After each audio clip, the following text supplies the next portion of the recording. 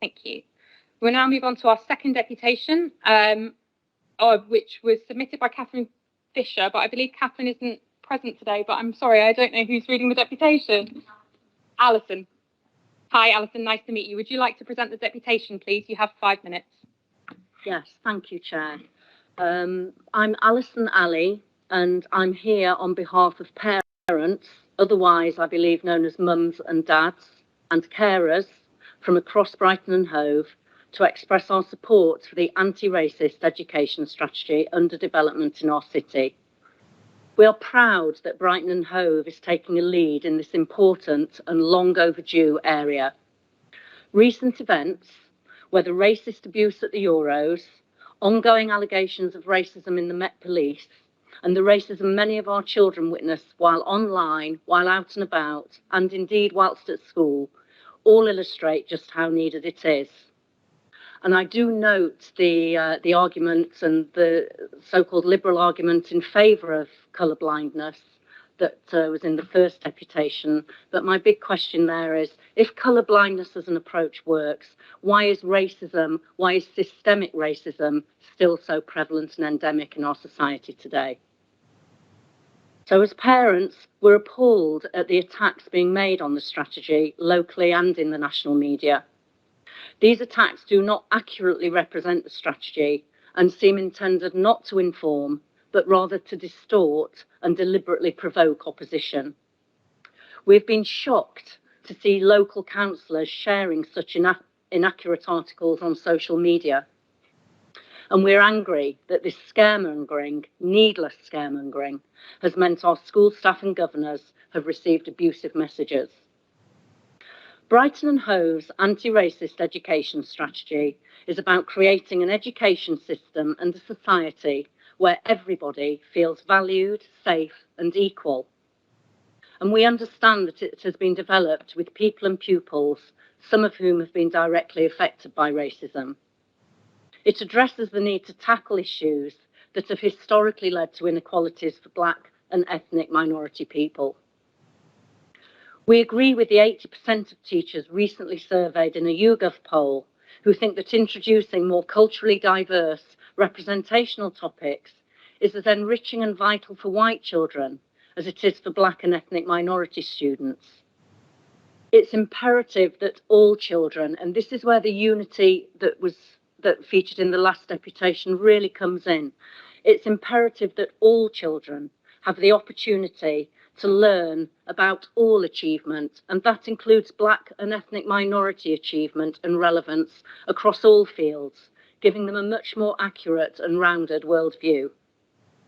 This same survey revealed that 72% of teachers think the government should do more to support them in the teaching of cultural diversity.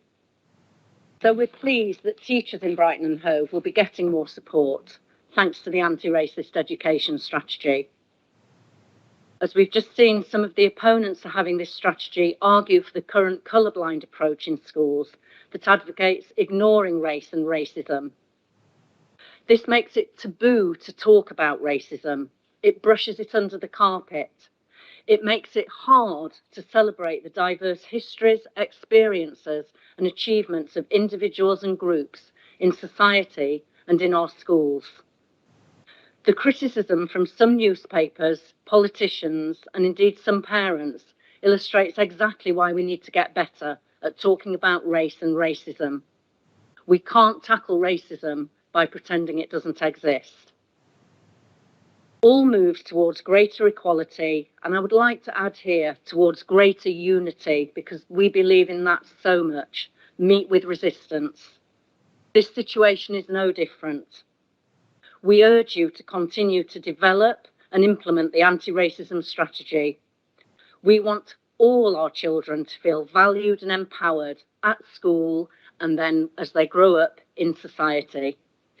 We want all our children to have breadth and depth of knowledge about humanity in its entirety, not just coming from an Anglo-centric viewpoint. We want all our children to have the teaching, understanding and skills they need to thrive in modern multicultural Britain and our interconnected world. Thank you. Thank you for the positive feedback. I'm really glad that as a group of parents you welcome the work we're doing, and sadly this work is ever more necessary. We're fortunate to live in a thriving and multicultural city with the undoubted benefits that brings, but sadly we also live in a society where racism exists, and we know our young people suffer racism in educational settings. Our Safe and Well in School survey in 2021 highlighted that 59% of young people have witnessed racism in school.